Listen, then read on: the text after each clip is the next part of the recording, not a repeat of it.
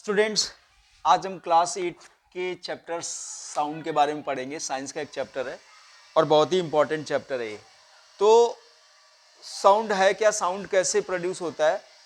तो sound is produce by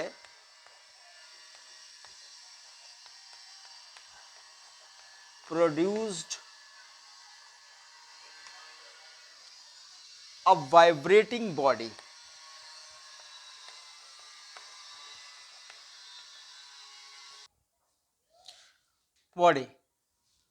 तो एक वाइब्रेशन प्रोड्यूस करने वाली बॉडी से साउंड प्रोड्यूस होता है। जैसे ड्रम है, ड्रम, ढोल जिसको बोलते हैं। तो ढोल को जब हम पीटते हैं, बीट करते हैं, तो क्या होता है, उसका जो सरफेस होता है ना, वो वाइब्रेशन प्रोड्यूस करता है। ऐसे किसी भी चीज को ले लो, जैसे कोई चीज है, उसमें आप धक्का मारो, हाथ से मारो, तो क्या होगा, वो वाइब्रेशन प्रोड्यूस होगा। अब हर देखिए, ये चीज समझो कि हर एक चीज से आवाज नहीं आती। आप मारो, किसी में धीमे से आएगी, किसी में तेज आएगी। इसका मतलब क्या हुआ? इसका मतलब ये हुआ कि आप जो पीट रहे हैं ना उसको, उसमें वाइब्रेशन ज्यादा हो रहे हैं या कम हो रहे हैं? ज्यादा हो रहे हैं तो मतलब ज्यादा साउंड प्रोड्यूस हो रहा है, कम हो रहा है तो कम प्रोड्यूस हो रहा है। इसमें हमने बोर्ड में यू मारा, अब ये इसके पार्टिकल्स बहुत कम वाइब्रेट होंगे, वाइब्रेट कम होंगे तो फिर साउंड कम आएगा।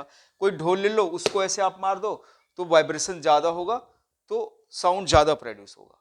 तो कुल मिला के वाइब्रेटिंग बॉडी या वाइब्रेशन पे डिपेंड करता है कि साउंड कितनी क्वांटिटी में प्रोड्यूस हो रहा है। अब ह्यूमंस के बारे में बात कर लेते हैं। भाई, हम लोग भी बोलते हैं, हम सब बोलते हैं, तो आवाज यहां से दूसरी जगह जाती है, आवाज निकलती है। तो वो कैसे निकलती है?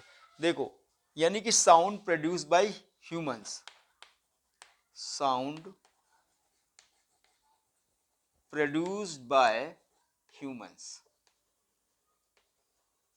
देखिए, ह्यूमंस में जो रिस्पॉन्सिबल होता है ऑर्गन साउंड के लिए, वो होता है वॉइस बॉक्स। क्या होता है?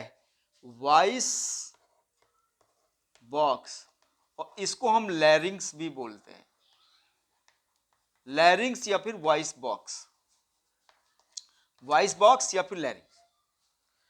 ये होता कहां है? देखिए, ये पार्ट है हमारे इसका। जैसे कुछ आप खाओ, तो आप देखो, जब खाओगे ना, जब अंदर निगलोगे उस खाने को, तो क्या होगा, ये जो थोड़ा सा ऊपर की तरफ उभर जाता है, ऐसे ऐसे गुटका, तो ये पानी गुटको कुछ भी, तो ये ऊपर आ जाता है, ये ऐसे। ये है, ये वैसे टच भी करोगे, देखो यहाँ से, ये देखो मेरी आवाज अफेक्ट हो रही है, मेरी आवाज गूं गूं इस तरह से ऐसे निकल रही है। इसका मतलब है ये है वॉइस बॉक्स। अब ये यहां पर हुआ, अगर हम उसका स्ट्रक्चर देखें तो देखिए, उसके ये है आपका wind pipe. Wind pipe, wind pipe का मतलब है ये ऐसा पाइप जिससे हवा जाती हो। हवा जाती है ना, पूरे लंग से लेके बाहर भी जाती है, ऐसे पूरे बॉडी में। नाक से जब हवा जाती है अंदर, तो इसी विंड पाइप से होते हुए अंदर एंटर करती है। तो विंड पाइप के टॉप में होता है वॉइस बॉक्स। विंड पाइप के सबसे ऊपर वाले हिस्से में ये होगा, जिसको हम वॉइस बॉक्स कहते हैं, लैरिंग्स कह दो, ये लैरिंग्स है। यहां पर होती है वोकल कॉर्ड्स, दो वोकल कॉर्ड्स। देखो, ये वैसा डायग्राम नहीं है कि ऐसे ही तुम्हारा होता होगा, बस ये रफली डायग्राम है, जिससे आपको समझ में आ जाए कि ह्यूमंस में साउंड कैसे प्रोड्यूस होता है। ये क्या है? वोकल कॉर्ड्स, दो होती हैं वोकल कॉर्ड्स, वोकल कॉर्ड्स। अब देखिए, वोकल कॉर्ड्स में, दोनों वोकल कॉर्ड्स के बीच में थोड़ा सा एक छेद होता है ऐसे, जिसको बोलते हैं स्लिट। अब क्या होगा, जब लंग्स एयर प्रोड्यूस करेगा प्रेशर के साथ, भाई जब हम बोलते हैं, तो उसमें से आप खुद एक्सपीरियंस करो कि जब आप बोलते हैं तो हवा भी बाहर निकलती है। ये हवा कहां से आती है? ये एयर जो है ना, ये आती है लंग से। लंग्स इसको भेजता है फोर्स के साथ, जितनी ही तेज हम बोलते हैं उतनी ही ज्यादा एयर निकलेगी। तो ये जो एयर है ना, ये इस स्लिट से होके बाहर निकलती है। अब स्लिट से जाएगी तो इनमें वाइब्रेशन शुरू हो जाएगा, वोकल कॉर्ड्स में टच करके जाएगी, क्योंकि जगह बहुत कम है और बहुत प्रेशर से गया तो वाइब्रेशन स्टार्ट हो जाएगा। अब यही वाइब्रेशन से साउंड प्रोड्यूस होता है, यानी कि एयर, लंग्स ने एयर को प्रेशर से भेजा और विंड पाइप से होती हुई वॉइस बॉक्स में एयर पहुंची और वहां पर वोकल कॉर्ड के बीच में जो स्लिट है उससे निकली। उससे निकलने की वजह से क्योंकि बहुत कम स्पेस है, इसकी वजह से क्या होता है, ये जो वोकल कॉर्ड्स हैं इनमें वाइब्रेशन स्टार्ट हो जाता है। जैसे वाइब्रेशन स्टार्ट होगा तो साउंड प्रोड्यूस होगा। क्लियर? इस तरीके से ह्यूमंस में साउंड प्रोड्यूस होता है। इसके बाद अगला वाला टॉपिक देखो, नेक्स्ट टॉपिक है sound need a medium to propagate. Sound need a medium to propagate.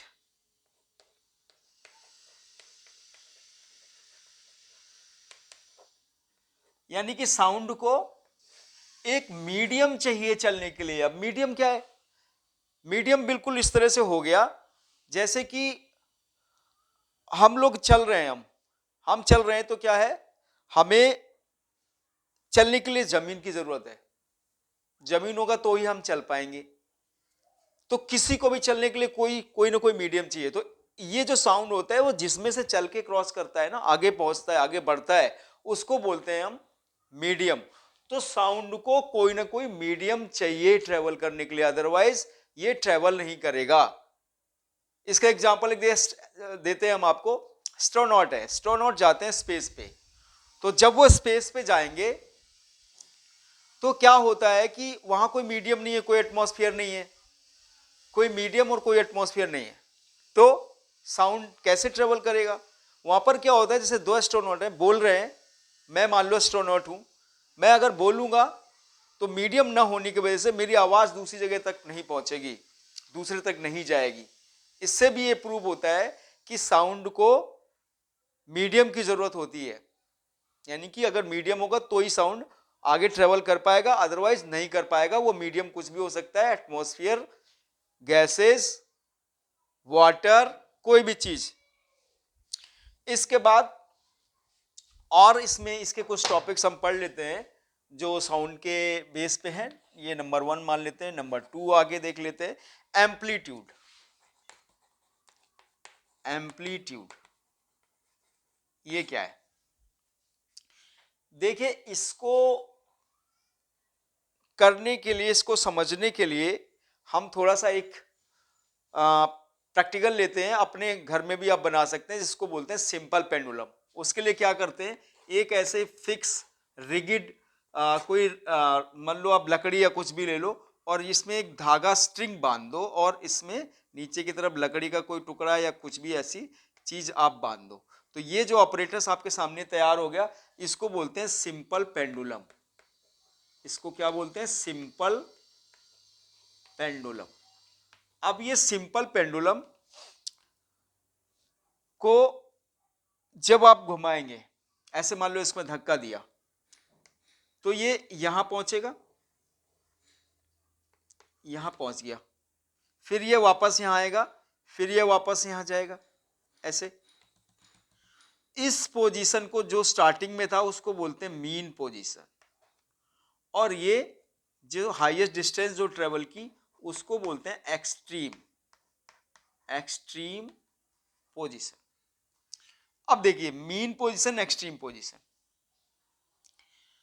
तो ये अपनी मीन पोजीशन से जितनी हाईएस्ट डिस्टेंस ट्रेवल करता है उसको बोलते हैं एम्पलीट्यूड। इस मीन पोजीशन से यहां तक पहुंचा, ये हम इधर भी ले सकते हैं, ये भी एम्पलीट्यूड है, यहां से यहां तक गया, या ये यहां से यहां तक गया, इसको बोलते हैं हम एम्पलीट्यूड। इसको एक हम वेव से भी समझ लेते हैं, क्योंकि वाइब्रेशन एक वेव की फॉर्म में चलता है, वेव की तरह समझ लेते हैं अगर हम। तो देखिए, ये वेव ऐसे चलती, ये और ये ऐसे। तो एम्पलीट्यूड क्या हुआ? ये एम्पलीट्यूड हुआ, क्योंकि ये मीन पोजीशन हो गया। अब यहां से ये हाईएस्ट डिस्टेंस ट्रेवल किया, या ये भी एम्पलीट्यूड हो गया, ये एम्पलीट्यूड या ये एम्पलीट्यूड, ये पूरा मीन पोजीशन है। ठीक है, तो ये वाइब्रेशन है क्या? एक्चुअल में वाइब्रेशन है क्या?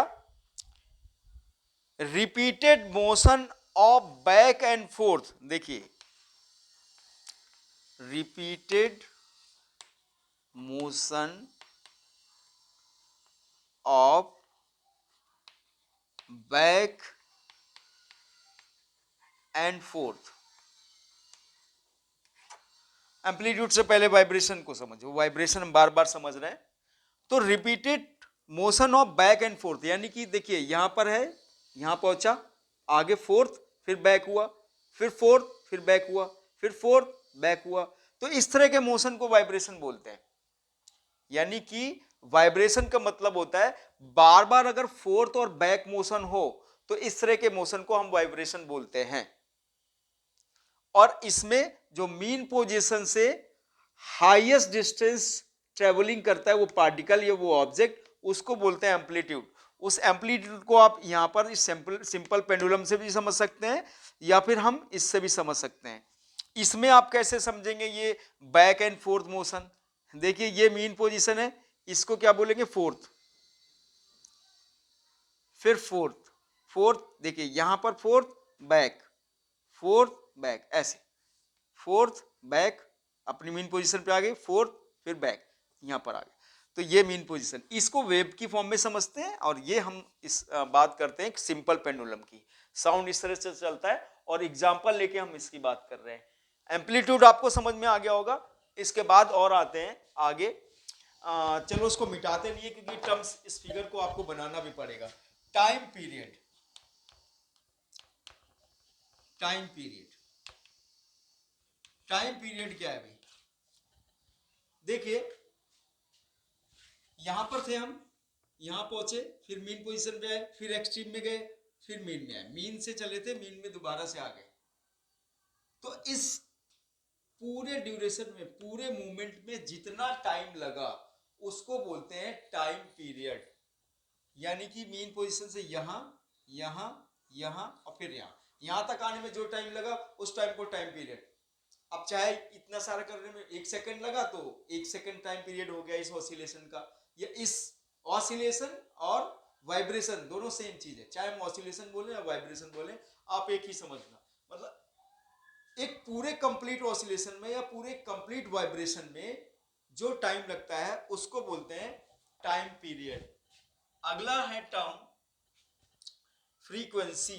चलो मैं यहां पर लिख देता हूं और इसमें समझा दूंगा आपको फ्रीक्वेंसी क्या है, क्योंकि इस फिगर की जरूरत पड़ेगी, इसलिए इसको मैं मिटा नहीं रहा हूं। फ्रीक्वेंसी, फ्रीक्वेंसी क्या है? देखिए 1 मिनट टाइम ले लिया हमने, कितना लिया? 1 मिनट।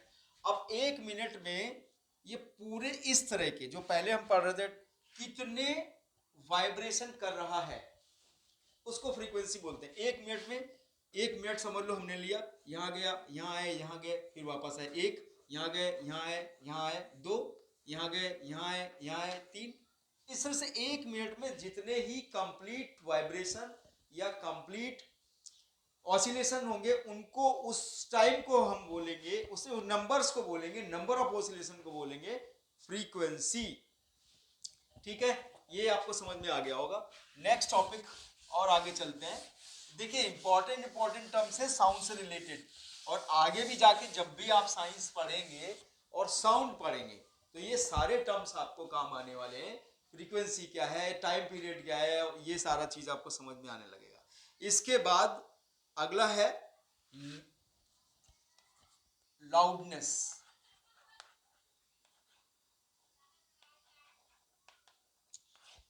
यानी कि साउंड कितना लाउड है और कितना स्लो है। तो लाउडनेस का क्या मतलब है? देखिए loudness is depend on amplitude. Amplitude तो आपने पढ़ा ही, मतलब एम्पलीट्यूड जितना ही ज्यादा होगा साउंड उतना ही लाउड होगा। मतलब जितनी दूर तक मीन पोजीशन से, ये मीन पोजीशन से जितनी दूर जाएगा, यहां चला गया मान लो सपोज, ये सिंपल पेंडुलम यहां चला गया, एक बार यहां तक ही आया, तो ये उतना लाउड नहीं होगा जितना ये लाउड होगा। मतलब डिपेंड करेगा एम्पलीट्यूड पे। Loudness is depend upon the amplitude. Amplitude उस ऑसिलेशन का या उस वाइब्रेशन का जितना ज्यादा होगा लाउडनेस उतनी ही ज्यादा होगी उस साउंड की, लाउडनेस। इसके बाद अगला है टर्म इसमें पिच। साउंड में देखिए ये सारी चीजें होती है, सब देखना पड़ेगा। Characteristics of sound, characteristics of sound, loudness, pitch. Pitch क्या होता है? पिच को बोलते हैं हम श्रिलनेस, श्रिलनेस। ये क्या है भाई, ये भी समझो। देखिए इस पे हम एक चीज लिख देते हैं जिसको बोलते हैं फ्रीक्वेंसी, तो आपको समझ में आएगा। और दोनों में मैं डिफरेंस भी देख लूंगा, क्योंकि कुछ लोग पक्का ये पूछने वाले हैं कि सर एम्पलीट्यूड और फ्रीक्वेंसी हमें थोड़ा सा क्लियर नहीं हुआ, ये लाउडनेस और पिच में क्या डिफरेंस है। तो देखो पिच मैंने बोला श्रिलनेस, पिच बोला श्रिलनेस। एक एग्जांपल लेते हैं, एक गर्ल और बॉय का। तो आप देखते होंगे कि गर्ल जब बोलते हैं तो वो पतला बोलती है, लेकिन थोड़ा सा तेज वॉइस होता है। वॉइस का साउंड कैसा होता है कि वो मोटा साउंड होता है, मोटा। मोटा का मतलब ऐसे मोटा नहीं, मतलब सुनने में ऐसा लगता है थोड़ा सा भारी सा है, और उनका लाइट होता है। गर्ल्स के साउंड में जो पिच होती है वो ज्यादा होती है, बॉयज के साउंड में पिच कम होती है। ऐसा क्यों? Pitch is depend on the frequency, frequency पे डिपेंड करता है। यानी कि फ्रीक्वेंसी क्या हो गई? Number of vibration in 1 minute, यानी 1 मिनट में वाइब्रेशन ज्यादा हो रहे हैं, गर्ल्स की आवाज की पिच ज्यादा। 1 मिनट में वाइब्रेशंस, नंबर ऑफ वाइब्रेशंस कम हो रहे हैं, वॉइस की आवाज थोड़ा सा उसकी पिच कम। तो वाइब्रेशन जितना ज्यादा फ्रीक्वेंसी होगी 1 मिनट में जितना ज्यादा होगा, उसके हिसाब से डिपेंड करेगा कि उस साउंड का पिच क्या होगा, जिसको बोलते हैं श्रिलनेस, श्रिलनेस बोलते हैं। ठीक है, ओके।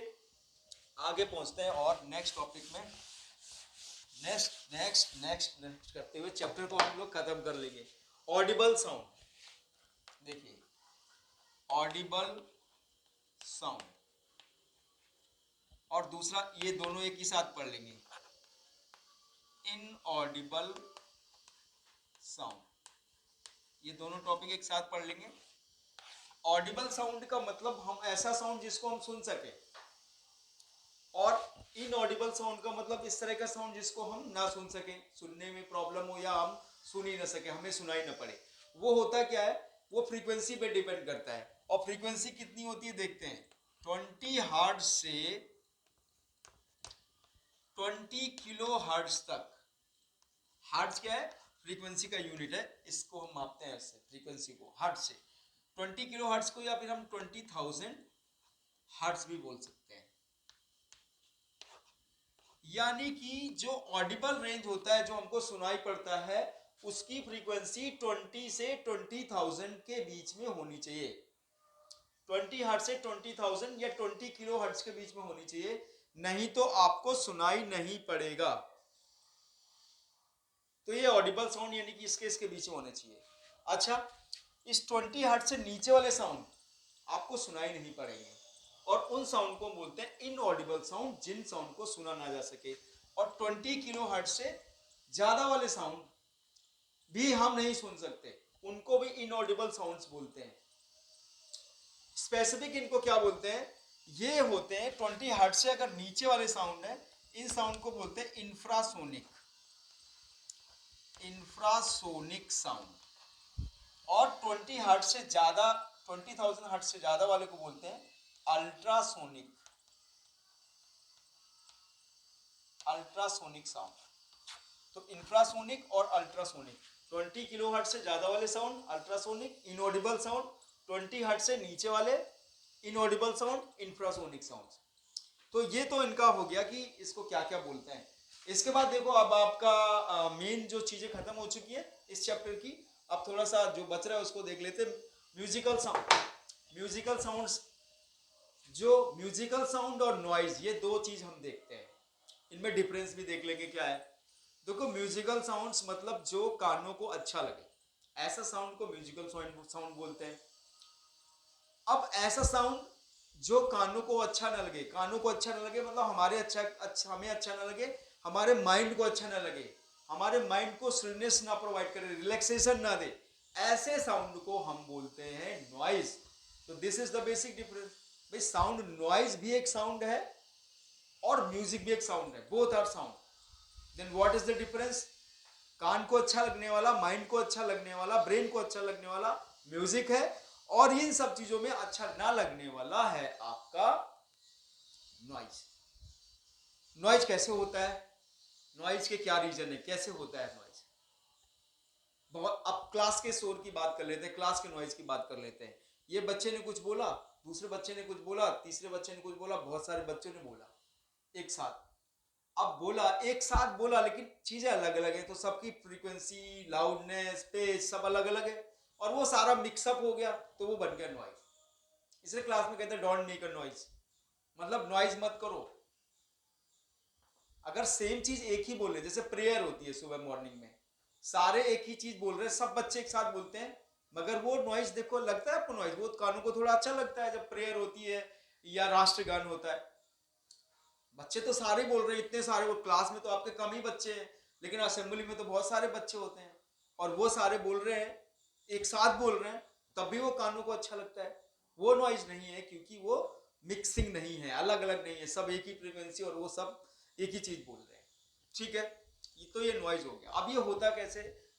देखो, ये एक तो हमारे जो सोशल इवेंट्स है उससे हो सकता है, शादी वादी है आसपास, वो डीजे बहुत तेज बजा रहा है, शोर मचा रहा है, इस तरह की, तो ये नॉइज प्रोड्यूस हो गया। इसके बाद अगर हम ट्रांसपोर्ट की बात करें तो बसेज हैं, ट्रेन है, जो लगेज ढोने वाले ट्रक्स हैं, ये सारे ये साउंड प्रोड्यूस करते हैं।